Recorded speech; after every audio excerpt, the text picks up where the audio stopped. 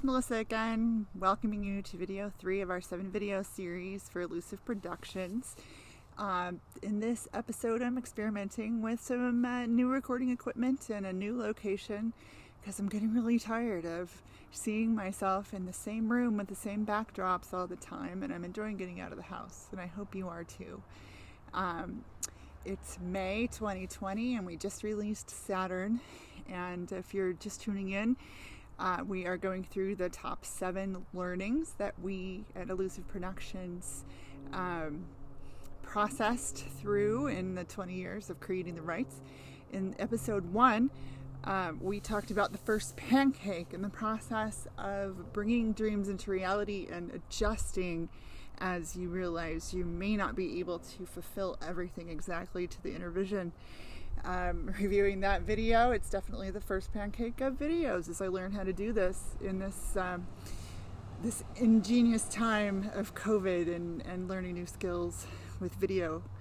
Our second episode was about the idea of simplifying and not embellishing in order to bring that dream into reality, how you might have to reform it in some manner to make it match the reality of your circumstances.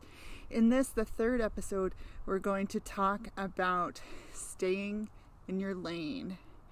And that is something that kind of came about as we in the early days of Elusive, we didn't know what we were doing. We kept asking for advice.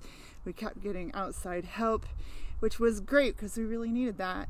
But what ended up happening is, as often is the case when you get a large group of creative people with lots of ideas together, is that you would sometimes be overwhelmed with input. We used friends and connections with friends to get directors for our first 2 productions to help us out with the stage direction. And they weren't Thelemites necessarily, they weren't ceremonial magicians, they weren't as familiar with Crowley and the material. And often I found myself and John also in the position of having to step in and say, no, we can't change that. That has to stay because it's our decision to maintain the script as it was and only add to it. So any added symbolism we had to watch out for whether or not it was truly in line with what we perceived as the goal of the rite.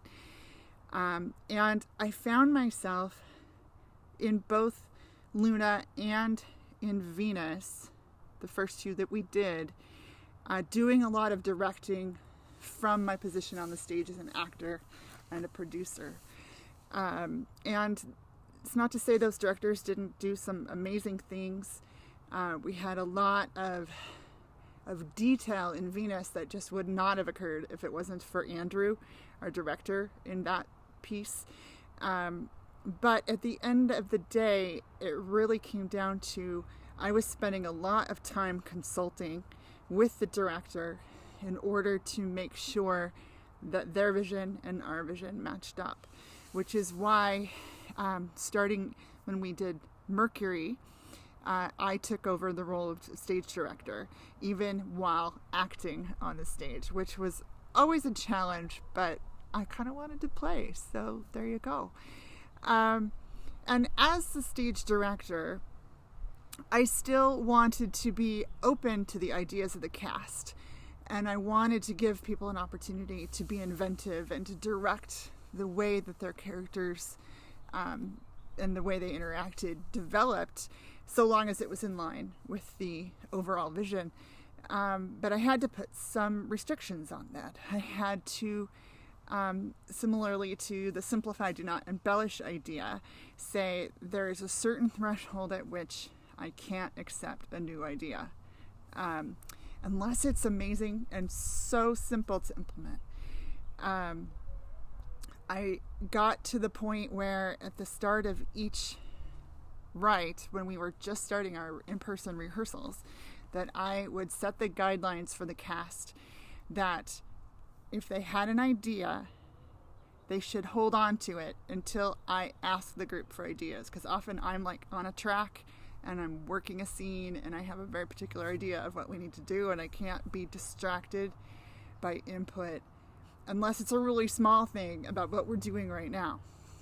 Bigger ideas that require some talk through and some thinking, I would reserve usually to the end of rehearsal, and I would ask the cast then to give me their ideas, with the understanding that I would take them into consideration, think about how we can apply them, and it would be ultimately my decision how we do things, whether or not we would accept that idea.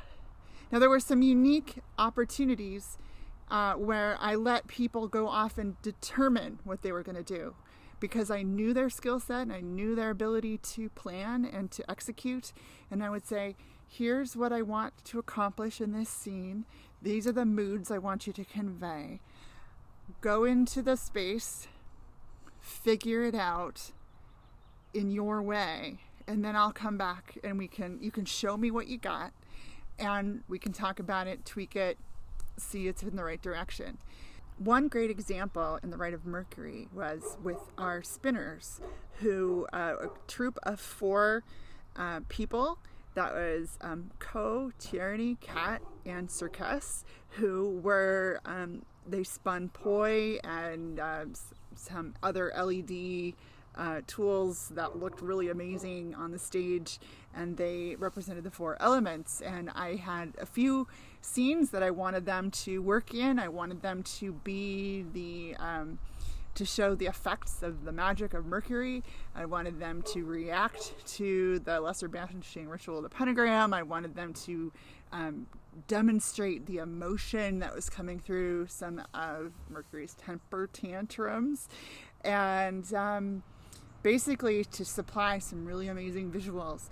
But I was not a subject matter expert on that art. So I took that group of 4 and I told them what I wanted. I told them what the mood was, showed them where in the script I wanted them to fill the time, gave them, this is the music that we're using for you. Go figure it out.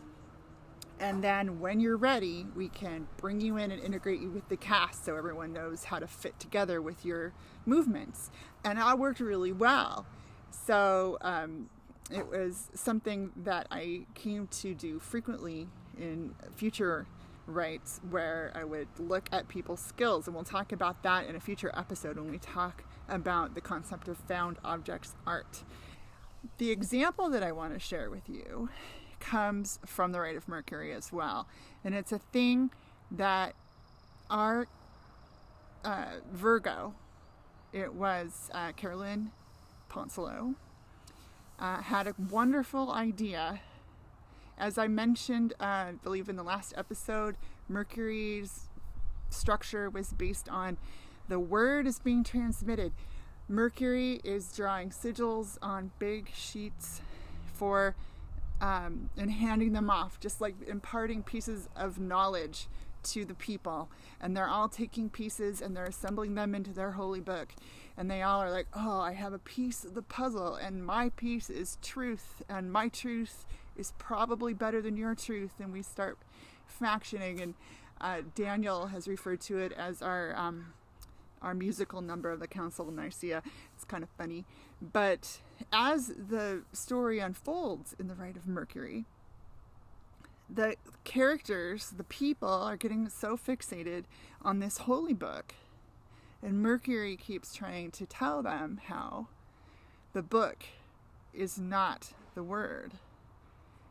The book symbolizes something that is greater than the word, is greater than the message can be conveyed in a tangible form. But they're not getting it. And at one scene, we have him taking that book and tearing it apart, and he's throwing these pages all over the stage. And Carolyn was like, what if Virgo saw that and did the most Virgo thing ever and wanted to start collecting and reassembling the book? And I thought, that's brilliant. And that's what we did. And now you can see.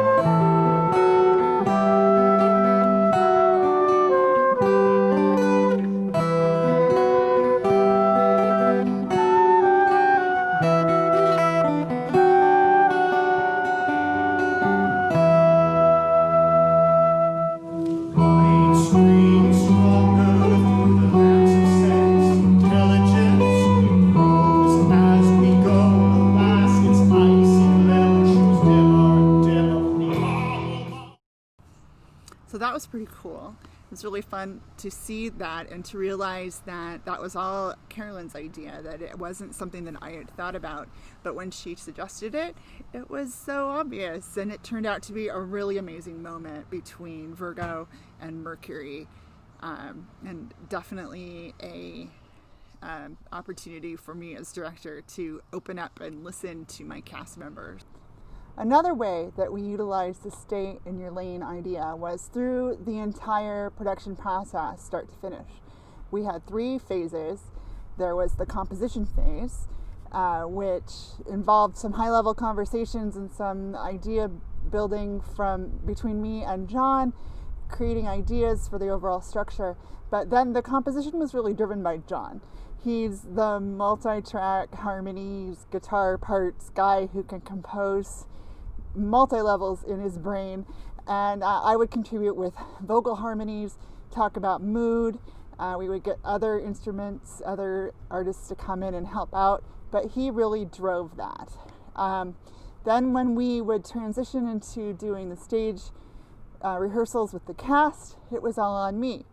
I would consult with John, certainly around issues and ideas. We would bring Bob in on occasion to consult over staging for video, but I was the last word in that phase. And then at post-production, Bob and Nikki, who handled majority of the videography and took it into post-production, we would be deferring to them for their expertise in that area.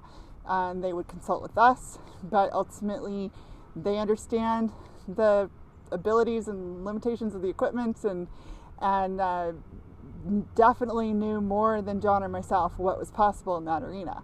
So it was really useful to us to have it so defined, and it really served us well over the years. So thanks for joining me for episode 3 of the series. You all have a treat. In episode 4, you get to hear from John this time, and he's going to talk more about the development of character and plot in the Rites of Eleusis, as we look at how we chose to develop characters as through lines through the entire series. So it should be a lot of fun. See you next time.